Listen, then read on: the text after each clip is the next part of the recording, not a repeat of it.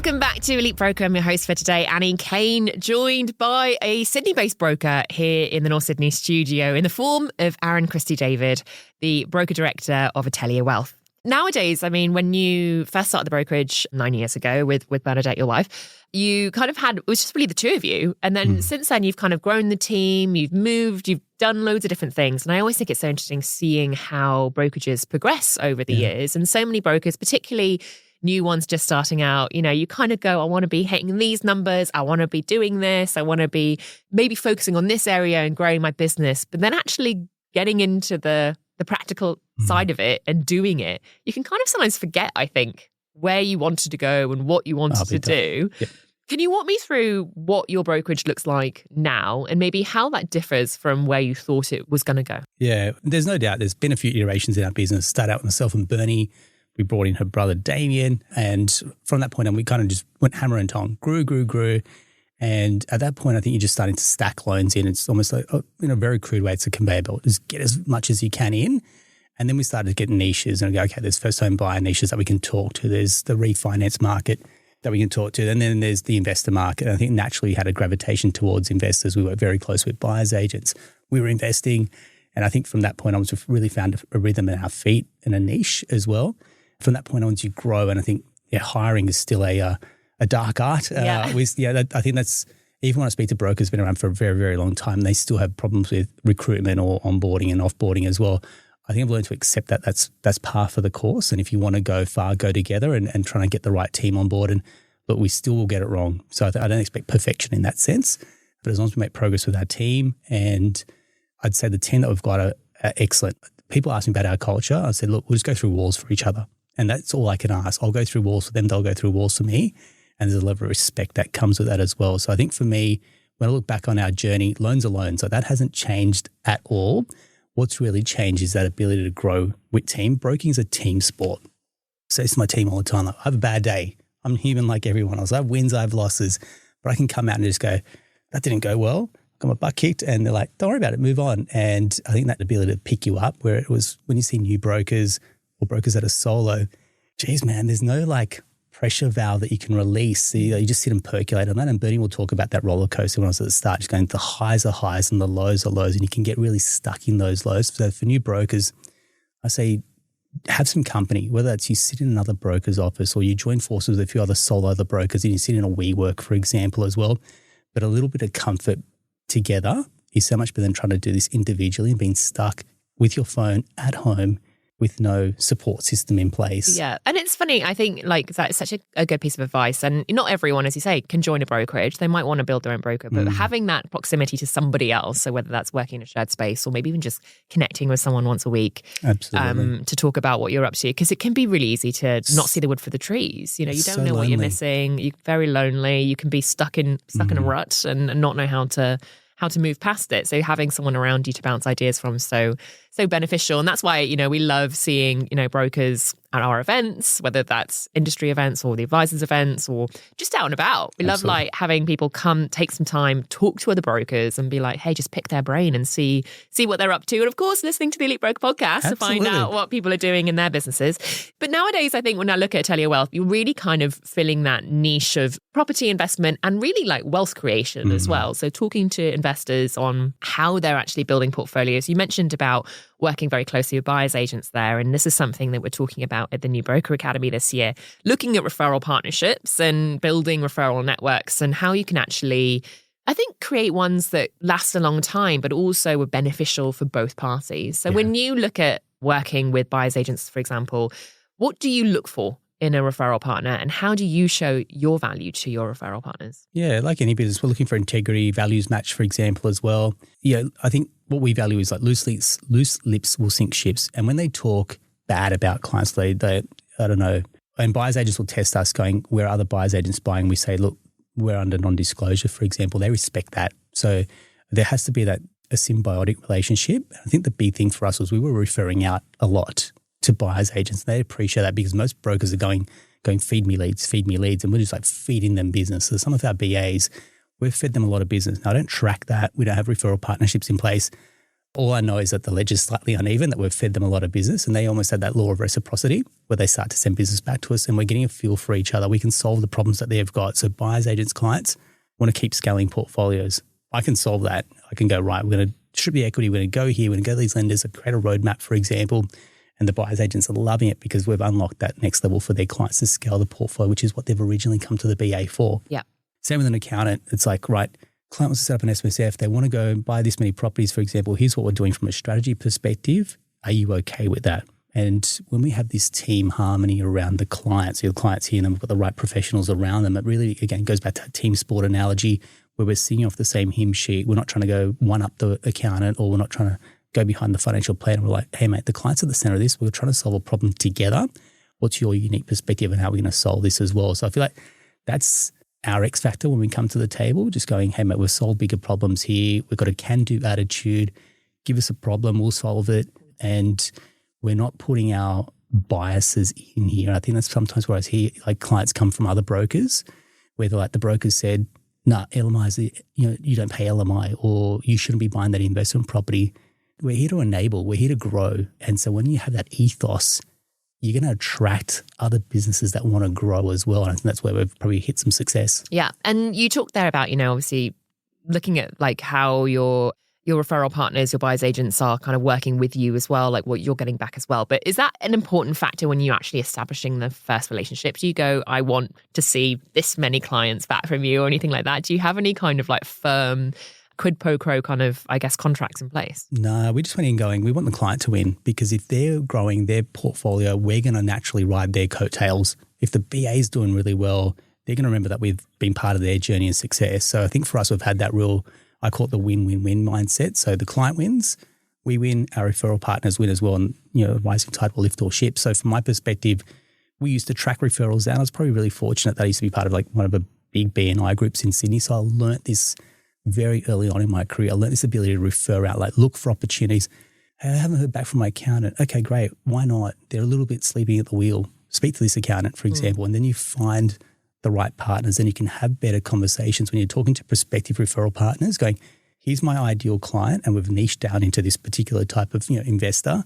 They're like, oh yeah, I know someone like that. And the referrals become easier to send because you're very, very niched in who you can work with, rather than being a generalist broker and like, who do I send you? And it's a bit hit and miss sometimes as well. Yeah. And I think the other thing with buyer's agents particularly is that a lot of brokers might be a bit hesitant to choose one because they're like, well, how do I know they're kosher? Because it's not like as regulated as other places. I don't even know. You might need a license. You need a license. Yeah. But yeah, look, it's like brokers. Barriers to entry are fairly low. Yeah. So how do you choose one that is a good one? You're looking for where they're giving that strategic property advice to a client. They're not just buying. And I think that takes a little bit of time, because we could then look at BAs who are getting really, really good results when we do our annual reviews, or the client wants to revalue, pull the equity and go again. So we got a real feel for which were the BAs that were getting some incredible results versus the ones that weren't. They're just one and done from a property perspective, and the client really has this impetus to grow. So I think we really look at our partners and go, these are the partners that are getting some great results, double down on those relationships. And it's an ability. Sometimes you just got to grab a lunch together. Sometimes you got to get to know their team as well. My team has to get to know their team, so our team doesn't feel like there's friction when they're chasing us up, for example. And you have these growing pains, right? In any type of any relationship, whether that's formal partners or business partners, for example. And I think for us, we've just been able to call things out. They might be chasing us up like, dude, we've got this. You don't need to chase us up. They're trying to figure us out and we're trying to feel them out. And that just takes time. So to go to your point when we talk about probably at the new Broker Academy, it's being a little bit patient as well. Like there'll be early red flags, like in any relationship, where you can see they're not getting back to clients. The emails aren't very professional, for example. They're not giving good advice. You're a bit doubtful. That's probably a red flag to cut and move on. And then there's the green flags where you're like, these guys know what they're doing. And we've got partners that are shutting their books, for example. They're so busy. And I'm like, that's a sign of maturity that they're not willing to take anyone else on for a time being. They've got to clear the decks. They've got to sort their own processes out and then come back when they're ready. We've gone through waves like that where like we can't accept referrals because we don't want to burn those relationships. And that, again, it's hard to do. Yeah. But it's a little bit of maturity to go, hey, mate, we're over capacity. Just let us sort this out and we'll come back. If you don't mind, I wouldn't mind asking you a little bit more about how you've done that, because I think a lot of brokers over years will stop and start like the flow of business, maybe rethink what they're doing, maybe change their niche.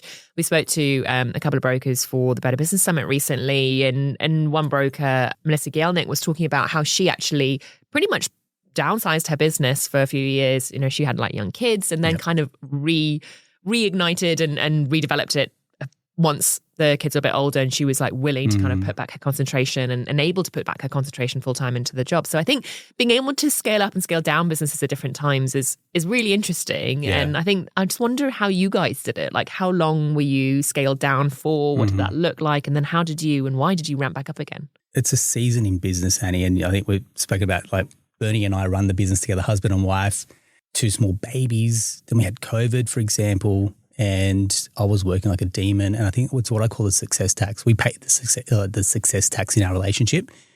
It was not fun. Like, I'm working a lot. Bernie's at home, and Bernie was then managing, seeing clients as well. We're like, this is not what we set out to achieve. This is not the order. Our priorities are wrong here. And I think it took us having a really good, honest discussion going, what do we truly value here as a business and as a couple, and which comes first? And family came first for us. I said, right, Bernie comes out of client-facing work. And we're in a season of just going, hey, we're going to enjoy our life. And there was a season where I worked 4 days a week and I had Thursdays off with Sienna and Zara, for example, and we'd do our daddy day thing, and that was mum's day. She went to work and I had the girls, and I don't do that anymore. I'm hammer and tong in the business. The team have my focus, and I've tried other things, and I think it's okay to try other things. I tried coaching and doing broker coaching, probably not my style, and I've had to realize that as well. And I think being okay with having seasons, like I look at Melissa's business, and that's a mature business. You can't compare that to a new broker. A new broker has to go hammer and tong, go see as many people as you can, get as many coffee meetings, get as many referral partners, talk to as many clients as you can. Melissa's challenge would be retention, or trying to make sure that there's continuity in her business as well. But she's probably come back for that next wave. And I think that's where we've been, which is we had really good success. It came at the cost of probably me being around, being present, probably to switch off a little bit as well, because you're always on. And then to build walls around my time, get an EA, for example, and then go, right, that's an investment into the business and my time. And then I can go again for that next iteration in the business. And that's probably where we're at this next inflection point going, I really got my mojo back. I definitely went through a period of burnout. You just lose a little bit of that love. We can get you pulled in different directions as well. You're probably doing too much, lacking the focus. And we said, right, let's just galvanize this focus. What do we actually need to do in this business? And not hard. Sort out loans, solve problems, manage our team, be there to support them. The rest will take care of itself. Yeah. And I think this is, again, like such a key part of being a small business owner is like actually going, I'm doing everything, and maybe not even realizing how long you're working or how hard you're working, or that maybe you've lost some of the love for the job that you started out with until actually, you kind of get to a crisis point. So I think good for you for actually taking some time and you and Bernie like chatting about what your priorities and thinking about that. Did you actually kind of write a list of like, these are the core values we have that we're not going to compromise on? Like, how do you actually even have that kind of breakdown of process, I suppose, and figure out what you want to be doing? We're really fortunate. We've always been big into like that self-development. So that's not a new concept for us. Like Bernie and I did Tony Robbins years ago. So you look at your wheel of life, and we'll do that very, very consistently where we know what our top values in life are. So for example, we both value health and fitness and training, for example. So the second that falls off, doesn't matter how much money's in the bank, at that point we'd be unhappy. Just going, we're not training, we're not able to go and exercise, for example. What's the point in working this hard? So then we'll find a sweet spot where we can bring it back, and we're training pretty consistently as well. We get the juices going, like, right, we can come back into the business, and then we'll sprint. Now with the girls' school holidays, we'll sprint 10 weeks, get to school holidays, switch off, for example. The girls have our undivided attention. And I think that also comes with a level of support. So say, for example, at home, it sounds, I don't know, I'm a migrant. So to me to say that I've got house help can be a bit of a flex. But, we've got someone that comes in, cleans and folds and irons and does a lot of our laundry, for example. And the garden guy, Tim comes in, does the gardening. That creates opportunities for employment. So I don't get much enjoyment out of that. Yeah. That gives them enjoyment, and the pie just gets bigger for us. And I think we've learned to look at our lives going, okay, the weekends, it's family time. We're not spending that doing chores, for example, and we have undivided attention for each other as well. And that's been, again, an iteration in our life where now we've got the means and the ability to do that. Probably about 5-6 years, we probably didn't, And I think for us, we're just learning to enjoy the ride. And that's a big part. So when you talk about, hey, look, have you looked at your life and you put your values and priorities? Yeah, mate, we have, Bernie and I have our own professional coaches, and not in the business sense, but in the personal sense. And I've interviewed Jody on my own podcast as well. talking about the work that I have to do on myself because I have this unlimited hunger. Like it'll never be enough. You know, I could always have a bigger business. I could always have something else. And at what point did you just stop and go, no, I should be really, really grateful for what we've done and achieved. When we talk back and reflect on the 9 years that we've had our business. Like this morning, I'm driving in on the Harbour Bridge and I'm like, this is insane. Yeah. Like, people come from across the world to go across the Harbour Bridge and here I'm driving across it and I could see it nearly every day if I wanted to. And at those points, you got to pinch yourself going, man, we've come a long way. Yeah. Yeah. I love that. And the kind of the idea of as well of just like, you know, remembering where we are. Australia, I agree. I'm one of the people that moved across the other side of the world to be here. How good is this country? So good. So clean, so beautiful.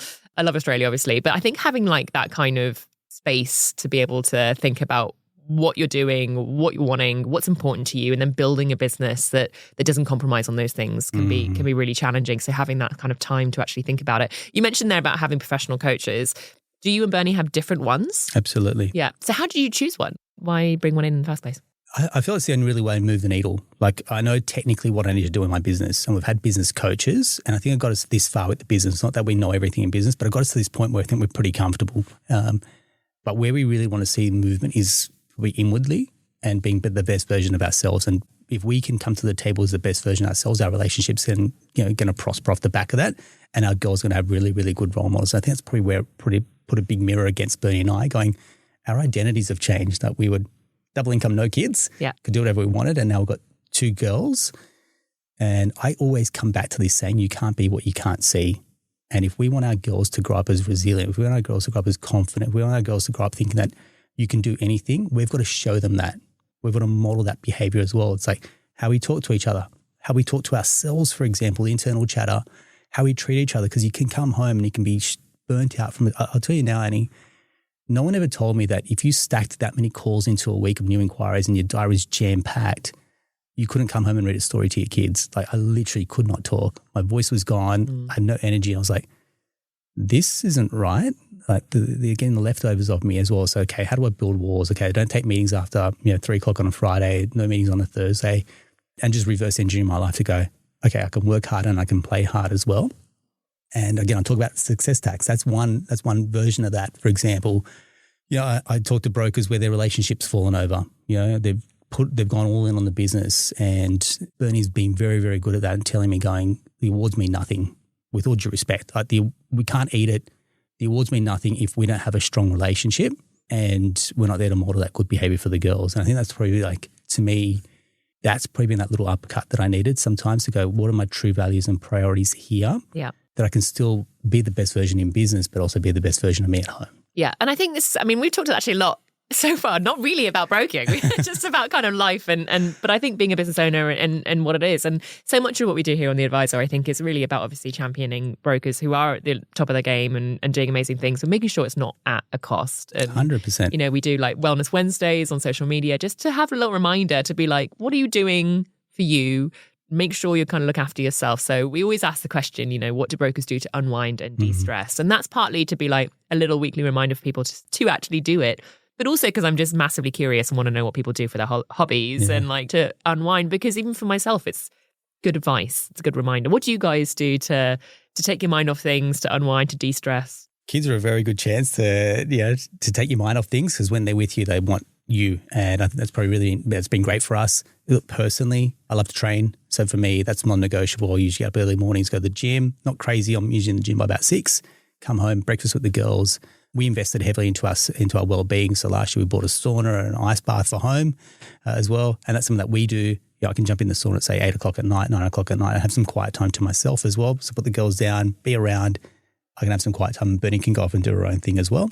We will spend time on holidaying. And when I say holidaying, the laptop and the phone do not come with us as well. And that's, again, part of this progression in our business to go, for the team, mate, when you get your leave, you put an out of office on, you get to switch off, and the same respect goes both ways as well. And I think that's been really, really fundamental to us, where we actually switch off, have a break, and I'm not checking emails. Yeah. Yeah. I'll do it only if I absolutely have to or need to or want to, but I'm not doing it because, mate, I'm handcuffed to the business as well. And that's probably given us this time off out of the business that we can really, really enjoy it. And the other part that I do to relax is I'll read. And I'm a true believer that readers are leaders. And learners are earners. And so for me, doesn't matter what book, I'm big into like business books, self-help, self-development. So I'll read a fair bit too. So you mentioned there about being on holiday, being able to structure your team so that you can take a break. So who now does what at Atelier Wealth? How many people are there and what do they do? Yeah, cool. So I think the team at the moment sits around about 22. We're going through a fairly strong recruitment phase at the moment for our like I said, that next level of growth for us. But we went hard. We went probably a little bit too thin. We had about 5 brokers all throwing deals in the mix and probably got scaled chaos. And we said, right, we're going to strip this back. So as it stands today, it's myself and Damien's the 2 key brokers. Underneath us, we've got credit analysts. It's what I'd call loan strategists. Yeah. Now they have brokers in their own right. They've got their broking codes, for example. But we said, learn everything from us. Like we've got the depth and breadth of clients that are coming to us. Learn and see everything. So underneath us, we've got credit analysts. Then we've got our team that are based in the Philippines that will, once a loan structured and the lender selected, apply online, push it through to lenders. We've got a client services manager that will take our clients all the way through from submission through to settlement. They're supported by a team member in the Philippines, again, calling banks, a lot of the back end work as well. And then we've got post-settlement, so anything that goes loan reviews, loan repayment summaries, for example, fixed interest only roll-offs too. So it's what I call a pod. The client comes in, Damien and I will have our intro calls, figure out what problems we're trying to solve, structuring, submission, settlement, post-settlement. Yeah, that's quite a lot of people, 22. Like that's for 2 brokers. That feels like quite admin heavy. It is because I like the broker's time should be spent talking to clients. Yeah. And I mean, in that team, we've got an admin assistant as well that writes our birthday cards, our thank you cards that will never go out of fashion. The lowest, that's what I tell every broker. I'm like, mate, the best thing we've ever done is do birthday cards and thank you cards. A marketing assistant in the mix as well. What else have we got? Yeah. So I feel like we're running this as a business that happens to do loans, for example. Yeah. And it's like who plays, and the analogy that I use for anyone coming in, it's like an F1 pit crew.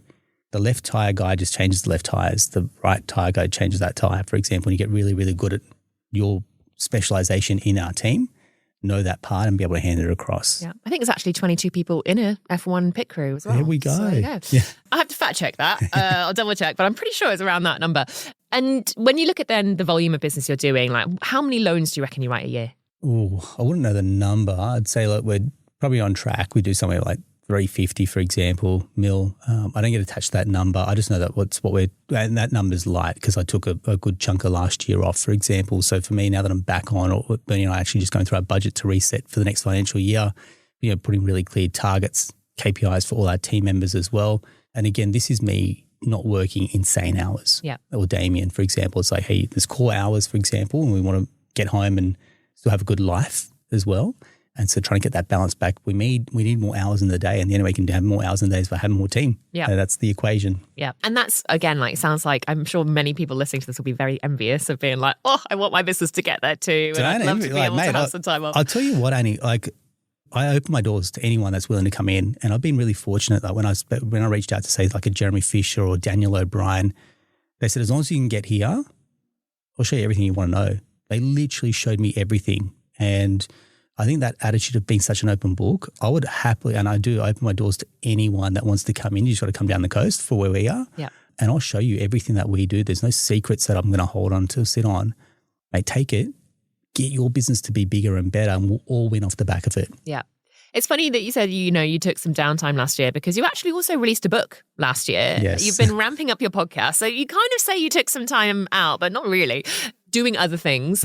So you wrote the Happy Home Loan Handbook. I did. Which you very kindly gave to me. I've had a read of it. I actually devoured it the same day I got it. There I read you go. the whole you did thing. Come to the launch, so thank you. I appreciate your support. Read it on the ferry, going past the Opera House on the way back home, and then finished it that evening. And I actually really enjoyed it, firstly, for a couple of things. Firstly, because I think the tone of the book is almost as it says on the front cover, it's happy. Like it's about what does your home loan enable you to do that you want to do to make your life better.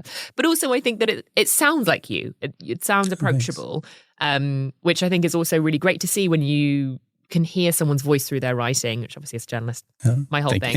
But yeah, so you wrote the book, the Happy Home Loan Handbook. Do you just give this to clients? Has it been like a lead generation source? Like why write it? What do you hope it achieves? Yeah, I can't talk to first-home buyers one-on-one. That's the truth. I really specialize in helping property investors, but I've got all this knowledge from all my years of helping first home buyers. So this condenses down, I'd say years of conversations that I have landed. So when you talk about the way it's written, these are conversations that I've had, and it's probably when I got feedback from the publishers going, this is far too conversational. I'm like, this is how I talk to people. So I know that this is a true blueprint for helping people get into the market, particularly when the rhetoric in the media is it's impossible to buy your first home. And I called BS on that. It's probably what really got me going. Again, Bernie being the weapon in my life that she is, going, don't just bitch about it, do something about it. And that's where I picked up the phone and called the publisher and said, I think I've got an idea here, and they saw value and merit in it too. And I think it comes down to it's an attitude. Home buying, property investing is purely an attitude, and we project those attitudes as their broker going, hey, it's possible. On my watch, anything's possible.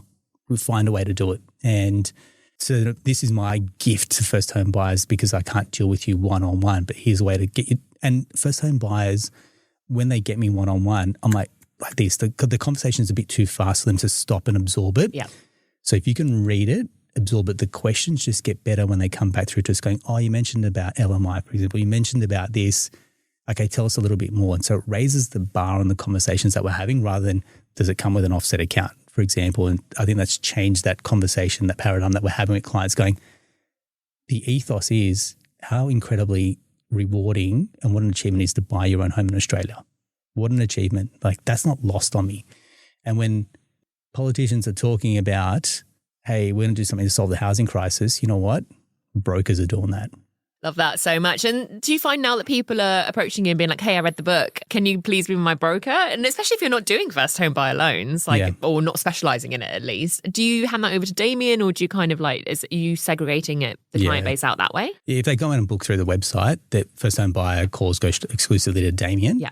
Yeah, if someone refers, one of my clients refer their kids to me, I'll do it. Absolutely. I won't say no, but I'm just like, we're going to move, Why wouldn't you act on this idea, this opportunity as well? So yeah, Damien's well-versed. He's a mini version in terms of how I'd operate as well. Yeah, he's bought his first home, so there's a level of empathy. So I think there's empathy, there's education. We've got the blueprint to do it as well. So when clients are coming to us, we're like, hey, why wouldn't you take this opportunity to buy your first home? Here's how you can do it. And I think when we're having such a really a clear conversation, but also a positive conversation, they're feeding off our confidence as well, going, yeah, this is possible, I can do it.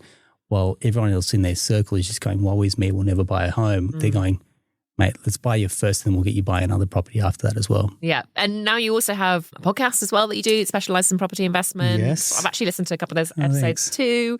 And I think that, again, is really interesting looking at not only, because you're not talking to, necessarily just one aspect of property investment. It's like buyers agents or referrals or clients or, CEOs of companies, kind of everyone in between. Do you find that, again, is that mostly done as a lead generation source? Inadvertently, it does become a lead generation source, because that's people's touch point that they've got with us. It is a very much an educational platform, and I kept it that way. I didn't even ask for people to reach out. I think only in the last probably 6 months that I say, hey, look, if you're struggling, because people then just reach out and go, listen to your podcast. That's when I knew we were having conversations that were landing and really resonating with listeners. And that's when I really kind of just said, open the door going, hey, if you're struggling with your broker, if you're struggling to build a portfolio, reach out. On our watch, we'll help you to grow.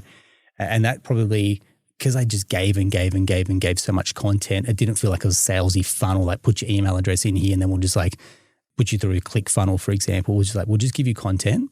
If it lands, awesome, reach out. And I think I'm a little bit like that way. I'm not a salesy dude. I'm just like, hey, help me solve some problems, and naturally just going to attract more people that way as well. And I think the guests that we've had on there, I pinch myself sometimes about the guests that we've had on there, the traction when people reach out, I'm like, and they've spent so many hours, sinking their teeth into our content. I'm like, hey, there's a bit of responsibility that now comes with producing good content. Be like what you do, right? Going, it's not just content for content's sake. That's actually not the goal here at all. It's quality over quantity. It's finding messages that land. We're not trying to promote other businesses on here. So it's very pure in that sense, but it's also having a bit of fun with it. And I think that's probably where we've just shifted and just relaxed a little bit with the podcast, going, this thing's got a really good engaged audience, for example, and now we just want to continue with that teaching through education. Yeah. And I think that's, again, so amazing seeing what brokers do each and every day and how much knowledge you guys have. So being able to amplify that and be like, I can help other people beyond my own network. I can go nationally, I can go internationally, help people who are listening overseas. So I think that's really exciting. Is that how you now typically get most of your new business? Is it through the book and the podcast and your existing client base? Do you do any other advertising or any other community engagement? No, the only other one, community is a big one actually. We launched this very, very recently, which is taking people off the podcast and now putting into what I call our Property Accelerator program. And that is a group that meets online once a month, and it's the power of community. So it's other investors that are on the journey to grow and build their portfolio, because like broking and trying to be top tier, it can be a bit lonely. Like who actually shares those challenges? So when you get to a point in your business going, who's writing, I don't know, top 100, and that's their problems that are exclusive to that cohort. And when we look at our investor group, when they're trying to get to 6 properties in 1 year, everyone else in their social circle is going to berate them because Australians can't buy 1 property, let alone 6 in 1 year, and 6 then puts them in the top 1% of property investors. What? We're going to put our clients in the top 1%? And so that type of success is uncommon in their circle. So what we said is, hey, we've got other clients here that are trying to do some amazing things. And so we built this. It just naturally happened where I'm like, we started connecting clients with one another saying, don't even believe us. Let's show what they've done. And we've just been trying it. And so we meet once a month. I pull the hood back on a couple of scenarios, showing clients how we structure deals, for example. We're going to bring in guests. So I feel like this is the podcast on the next level, which is a bit more intimate. And now we're going to run the second cohort as well. And it's like, yeah, it's not to beat my chest, but I'm like, find me a brokerage in Australia that has the podcast, the book, the community, the engagement. And we're trying to get to like uncommon territory and rare air with our business, just to go, it's not to flex on other brokers or brokerages. It's just to go, this is what you get when you come to us. We're more than just loans. Yeah. It's funny as well, talking about, the kind of the stigma, I suppose, of property investment at the moment in Australia, as you say there, you can be berated for trying to buy a house. Yeah. How dare you want to buy more than 1 property? But I think also the conversation we're hearing a lot about is, saying, well, that's one element of it, but also people saying it's too hard to get onto the ladder because it's either too expensive or serviceability is too tight or there's undersupply. What do you see happening in the property market at the moment, like from your perspective as a broker? Like, are you seeing that people are finding it difficult to get into market? Are they able to? What's your thought on where we are at the moment? Best time. It's probably not the message that lands. Again, this is the best time to be buying. And people think they missed the boat. I'm like, look, on my watch, you are buying property. And it doesn't matter if you missed the boat. I had a guy yesterday, 49 years old, feels like he's missed the boat. I'm like, mate, I'm telling you, we've got 10 years. You've got 10 good years of work left. We can make up for lost time. What, 59? He's finishing work at 59? Well, that's the goal, right? Gosh. We're going to stack his portfolio, go to acquisition phase, for example, build it up over 10 years, selectively sell down some assets, realize his net passive income goal as well. That means we work very, very close with like your buyer's agent, for example. Hey, mate, we've got the loan strategy. You've got the property strategy. Here's what the client's looking to do. Let's go. And I feel that comes down to an attitude. It really comes down to an ethos and attitude as a broker going, mate, we're here to get people to have the best version of their lives that possible. And that really gets unlocked financially. Like, you know it. When things are working well financially, life is pretty good. Yeah. I've been in places at the very start of the business where there was no money. That's changed. And my life has changed off the back of that as well. And I'm trying to tell clients, again, we go back to this Australia being the best country. You're telling me with the lending options that we've got in this country, people can't buy more property? I call BS on that. 100%. If you know your policy, if you know your trade, you should be able to help people buy property. Get it revalued. We'll do multiple valuations, take the equity, go again. I don't care, mate. We're getting clawed back because we're doing it within 18 months, no doubt. That doesn't matter. The client's the winner off the back of that. We tell them the deal around clawback so they understand that. But they're winning and they're going to tell more people like them, and our business benefits off the back of that. So I really feel like home buying, again, goes back to that. Home buying is an attitude, property investing is an attitude. If as a broker you're not projecting that, the client may outgrow you. And that's probably what scared me at the start of my journey, which was I was losing clients. And they're like, they'll go to other brokers that could find ways to do it. I was like, how are they doing it? I didn't get bitter that I lost the deal. I just found a way to get better. And I'm going, right, on my watch now, like we shouldn't be losing clients. Mate, we'll lose clients. There's no doubt about it. Their mate's a broker, but we'll drop the ball somewhere. We're human.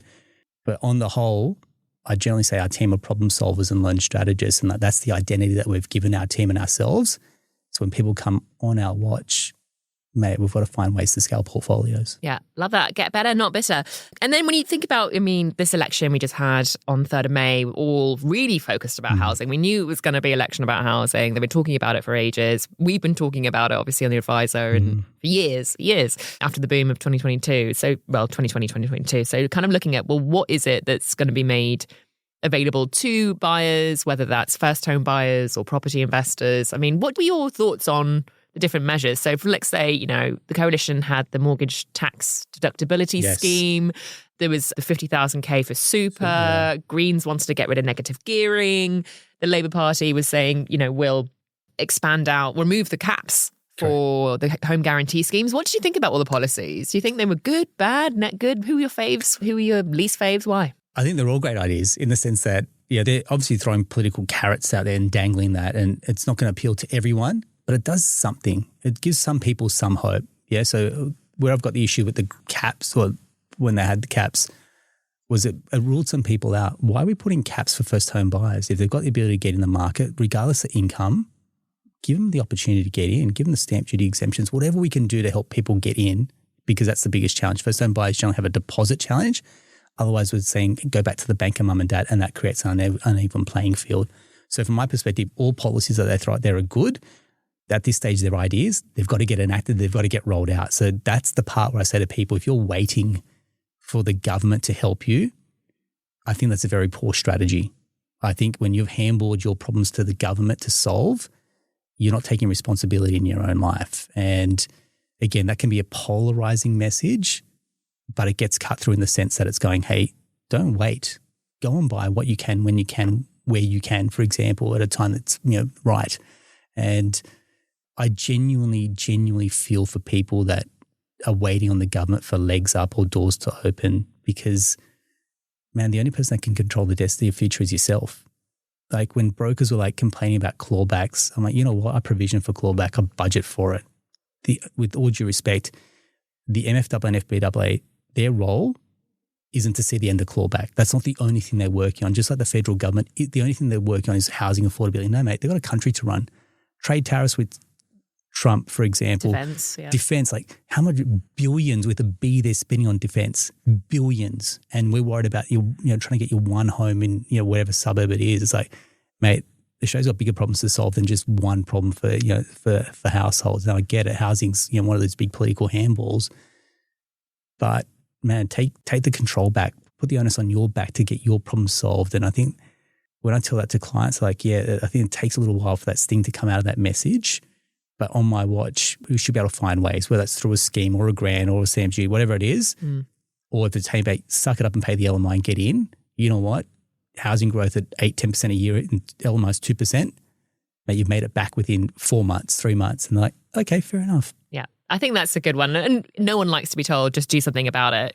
Whether it's go to the gym to lose weight, you're like, oh, I'd rather actually just take a pill rather than go and do something, there's always, people want shortcuts. They want something to be handed to them rather than having to actually do something. Yeah. But I think this is where it's so great to have brokers who are able to provide the information and the advice and the credit knowledge to their home loan clients and property clients about what they're doing to take the next step.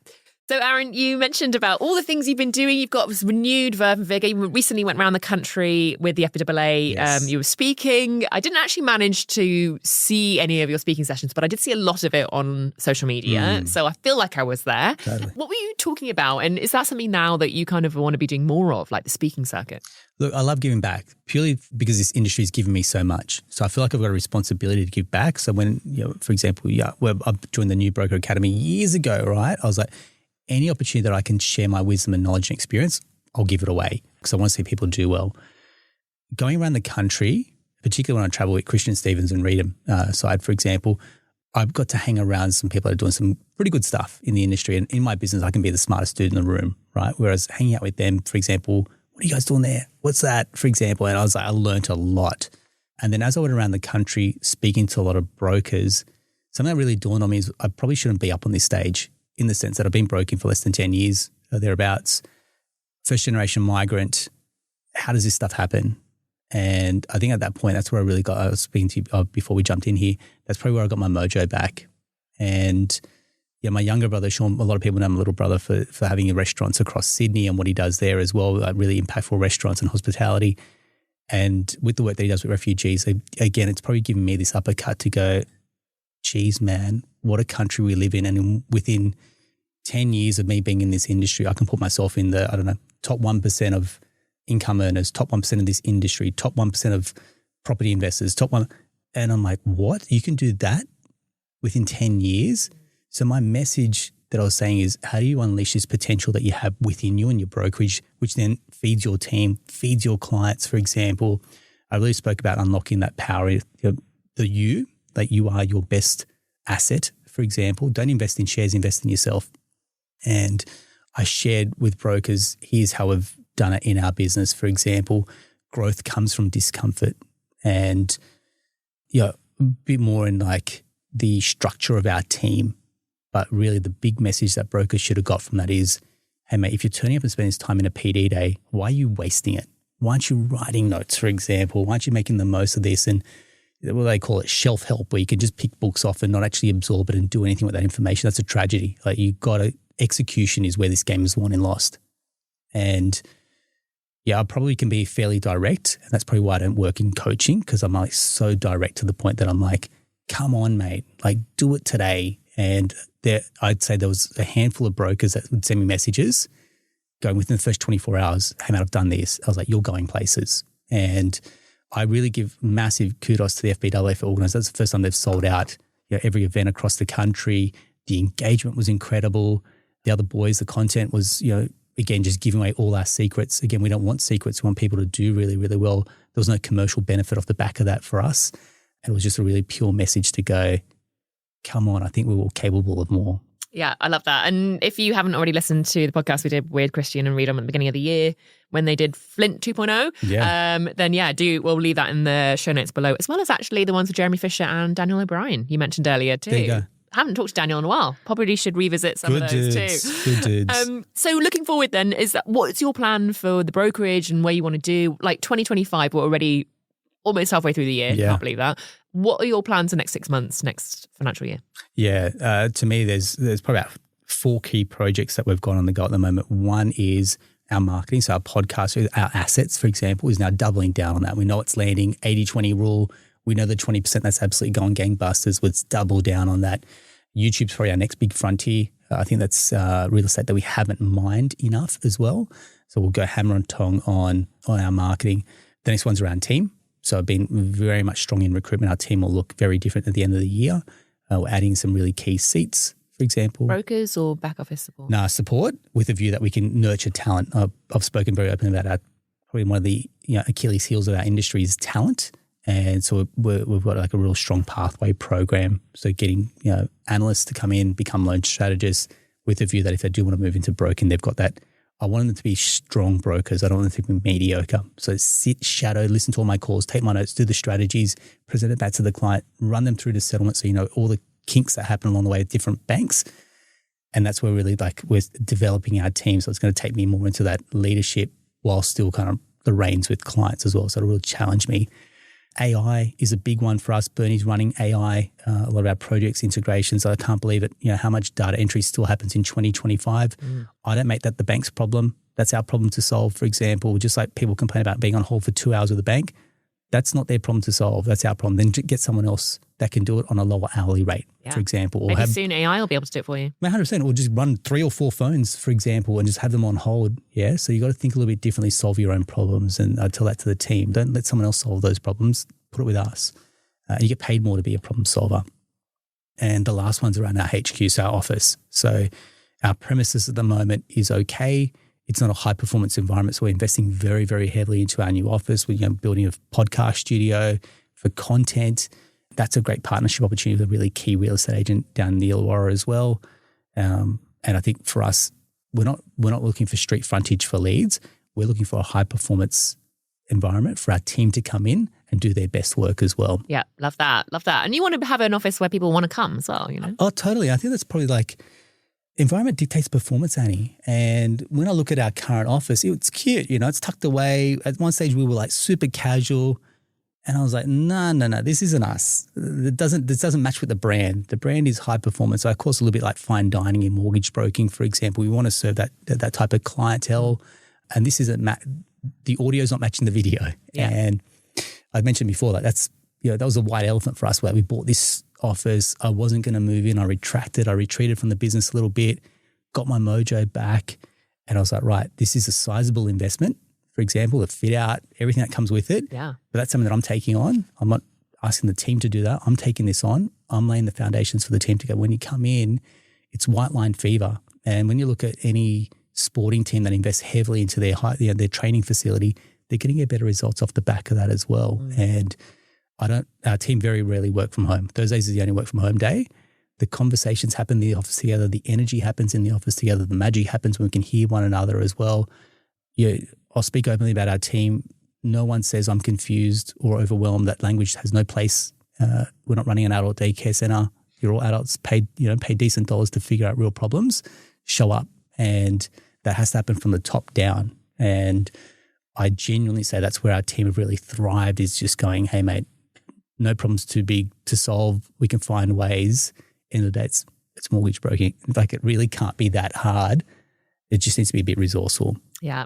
Love it. Sounds like a lot is going on. Lots are going on. Can't wait to see the office when it's done. I can't wait to have you down there. Yeah, have a little nosy around. And looking forward to seeing what else is going on in Atelier Wealth. If you've got any questions for me or for Aaron, then do feel free to reach out. You can reach me, editor@theadvisor.com.au, and Aaron Chrissy David at Atelier Wealth. Obviously, sounds like his door's open. Annie, I'm telling you now, if anyone's listening and you want to come down, we're down in Thirroul at the moment, so I don't know, a bit south of Sydney or Woonona. When we move down, my door is open. And it's something that Bernie and I are pretty open about, passionate about, which is any brokers that want to come down, we'll do an open day. Come in, show what we do, how do we operate, tech, whatever you want to know, open book, mate, and just take it, implement it, and get to the next level.